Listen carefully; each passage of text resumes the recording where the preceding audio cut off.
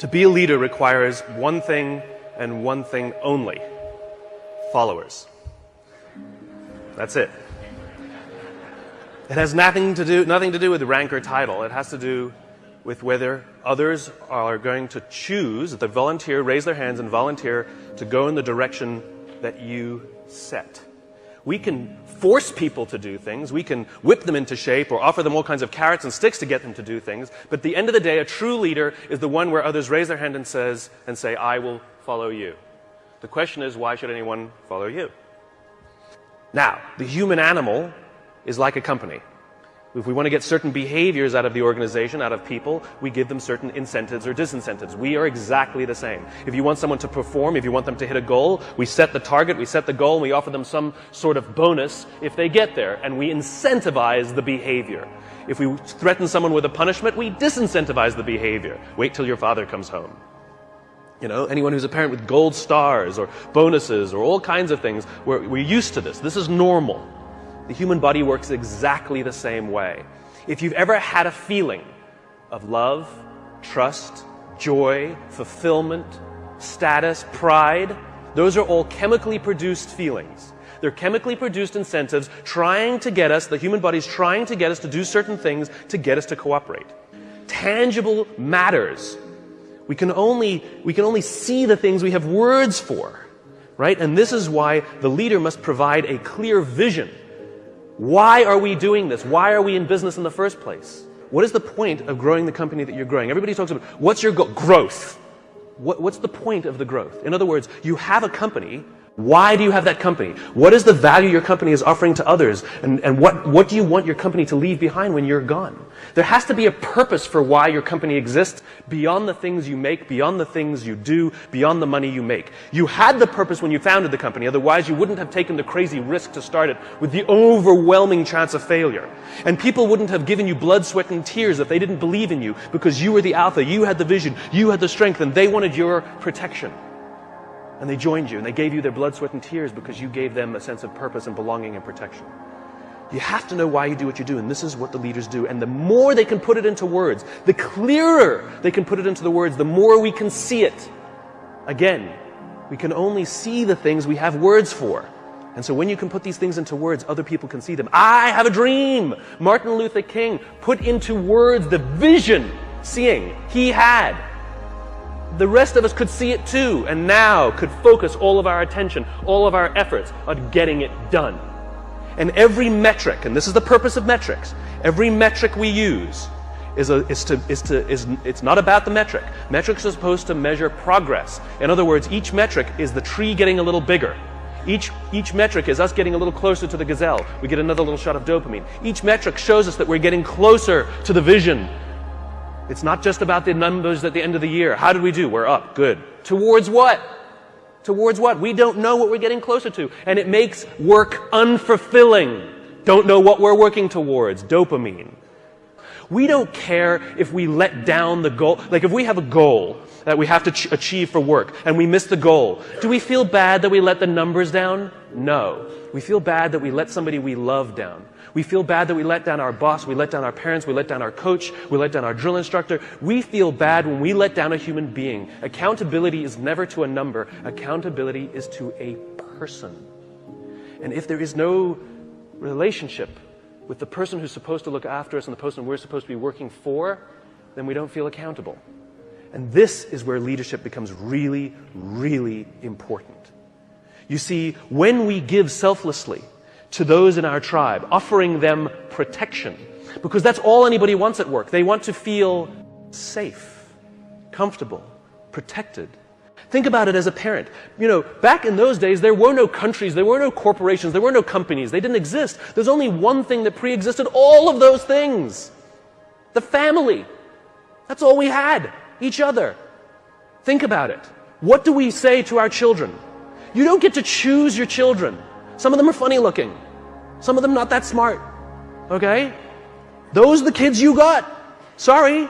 You get to pick your employees, but you don't get to pick your children, and yet it doesn't matter who your kids are, whether they're the best looking or not, whether they're the smartest or not, whether they're strongest or not. You give them undying love. And you don't point out their weaknesses if you're a good parent. You point out their strengths if you're a good parent. You encourage them to do the things that they're good at. And you hold them up, and sometimes you let them fail and learn for themselves, and sometimes you discipline them, and sometimes you prop them up, and sometimes you push them, and sometimes you let them go. And more than anything else, all we want for our children is to achieve more than we could have achieved. And we will do that by providing them support, a feeling of safety, a feeling of protection. Well, guess what? It ain't no different at work. Stop saying our company is like a family. It is a family. And you are the mother and you are the father. And the minute you hire someone, you must give them undying love, and you must work tirelessly to see that they can achieve more than you could ever have imagined yourself achieving. Those are the best leaders. That's what it means to be a servant leader. Any company, any CEO that says to me proudly, we put our customers first, I always say, then that means you put your employees at least second. We put people first. Human beings come first, not numbers. We sacrifice people to save the numbers, but we don't sacrifice the numbers to save the people. A little bit backwards. And yet when we are willing to sacrifice the numbers to save people, you watch what happens to the people. There's a guy by the name of Bob Chapman in St. Louis, Missouri, who runs a company called Barry Waymiller. It's a $1.6 billion private company with 20% year-over-year growth for the past 20 years. Warren Buffett has 6%. What is Bob's secret? He is obsessed about people. He doesn't even talk about what his company does. It happens to be heavy manufacturing, large capital expenditure machinery. When Kimberly-Clark wants to buy a machine to make toilet paper, they make the machine. Huge, huge blue-collar, sort of good old-fashioned American manufacturing. When the financial crisis hit, Bob's company lost 30% of their revenues off the top. Boom, gone. They could not afford their labor pool at all. And so they sat down and they said, oh my God, do we have to have layoffs? And Bob refused.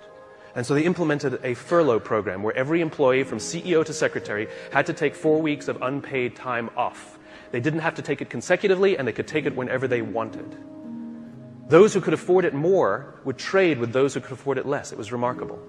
And Bob told the company, it's better we should all suffer a little than any of us should have to suffer a lot. As human beings, we are biologically designed to cooperate, and we want to help each other. When you give someone the responsibility, when you put them in a position of power or authority for their responsibility, they rise up. Why? Because we all want to feel that our lives have value. We all want to feel that our lives and the work that we do is valuable to the tribe. We all want to know that our company needs us. But we don't make people feel needed, and we don't make their work feel necessary because we take all the responsibility and we don't let them have it. And when people feel fulfilled, when we make them feel necessary and they feel proud because something got done, because they were a part of it, they will give more and more and more and more. People in the Marine Corps are willing to give their lives for people they barely know because they've learned to trust each other. When you show up at Paris Island or in San Diego for the first day of boot camp and you're standing there in the yellow footprints, the drill instructor will yell in your face this far away from you, and the first words they hear, the words I, me, my, are no longer in your vocabulary. They will be replaced with we, together, and us. They are taught that success does not come by yourself. It only comes in a group. There's an old African proverb, to go fast, go alone. To go far, go together. We're all talking about how quickly we're growing our companies. But how long will your company last? 80% of the Dow Index are 35 years or younger. Sure, we build fast-growing companies, but they don't last. I watched it. I went to the Crucible and watched these Marines. The Crucible is their final test before they become Marines. They're out for 56 hours. They get 3 meals, a total of 8 hours sleep the entire time. They're exhausted. They're tired. They're dirty. They're working hard. And you watch a fire squad of 4 guys making their way under barbed wire and shots fired and all of this mayhem and dirt and sand, and it's crazy. And they're dragging themselves across the dirt. And one of the guys is tired and starts falling back, but they have to achieve the mission. They've got to get to the other side. But what do? They stop, they go back, they grab his webbing, and they pull.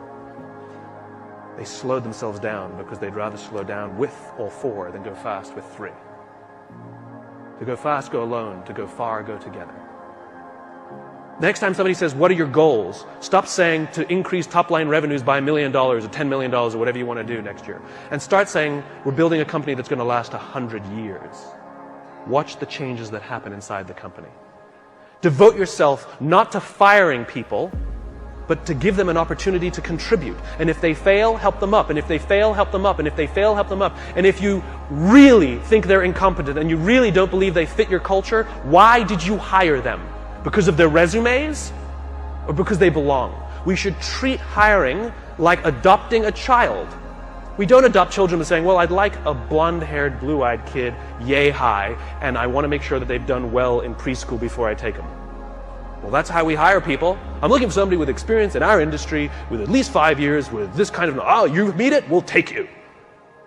No, that's not what we do. When we adopt a child, we're going to give them the keys to our house, we're going to let them run around by themselves, maybe even give them responsibility over our other children. It's a slow decision. We want to get to know the kid. We want to spend a little time with the kid. See if they would fit in our family, if our other kids would get along with them. Hiring is exactly the same. You cannot judge the quality of a company by the good times. We cannot judge the quality of a crew when the seas are calm. We judge the quality of a crew when the seas are rough. And numbers will never come to your aid. Ever. People will. If things are going great and everything's growing and you feel that everyone's disposable, guess what? They think the same about you. It's reciprocal. It's always balanced. Time and energy. Roam the halls. Implement policies where if you have something to say somebody, not just the exchange of information, if you want to pay someone a compliment, if you want to ask somebody a question about their work, not about some fact like what time's the meeting, you do not send emails. You stand up, you walk the 35 feet, and you walk into their office and say, hey, quick question for you. That thing that you did for the client, can you just tell me a little more about it because I have a client meeting? I promise you the relationships that will form simply because people are giving time and energy. It's too quick to send an email. It's too easy. If I come over to your house for dinner, and a day later I send you this beautiful email how grateful I am for the dinner that you made for me, or if I sent you a handwritten note with the exact same words, which one makes you feel better? A handwritten note. It's not the words. It's not the intention. It's the time and energy we take. And if you think you're too busy to give time and energy to your people, then they're too busy to give time and energy to you. It is a balanced equation. I imagine a world in which the vast majority of people wake up every single morning inspired to go to work and come home every single day fulfilled by the work that they do. I believe that loving our jobs is a right, not a privilege. Why should it be just the lucky few who get to love going to work? It is an entitlement that we all have. And by saying love our jobs, it doesn't mean we have to like them every day. We love our children every day, we don't like them every day. Right? We don't have to like every day, it can be hard, but we get to love it every day. And the thing that makes us love our jobs is not the work that we're doing. It's the way we feel when we go there. We feel safe, we feel protected, we feel that someone wants us to achieve more and is giving us the opportunity to prove to themselves and to ourselves that we can. This is the world that I imagine. This is why I do these talks. Because I'm just a cog in the wheel, a cog in the machine. I'm just a small piece of the jigsaw puzzle. I come to speak to the nice people like yourselves because you're the ones who are running companies. You're the ones who are in control of the cultures that you're building. You're the ones who determine who you hire and who you don't. Are you hiring based on skills? You're hiring based on culture. I come and share these ideas with you with the hope that some of you will try some of these things, and over the course of time, you will watch your own cultures improve and the people love coming to work. Oh, and by the way, it's good for innovation, it's good for progress, and it's good for profit, aside. So I thank you very much.